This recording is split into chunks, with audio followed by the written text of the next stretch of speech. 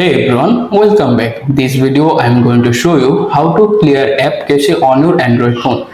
I am using two easy methods you can step by step follow it to easily clear the app cache. Let's jump right in. First, unlock your phone, open settings. In the settings page, scroll down slowly, locate the apps or application button, tap to open it and wait to open the page.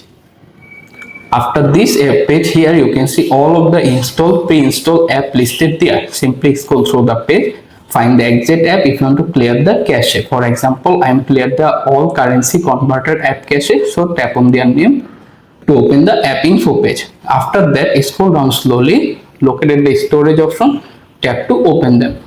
At the very bottom, locate two buttons. Simply tap on clear cache option and you have successfully cleared the cache. However, if you want to clear cache another way, don't worry. This is very easy.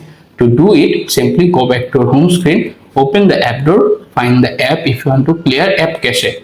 For example, I am cleared the TikTok app cache, so tap on hold it. From the pop-up menu, select app info button.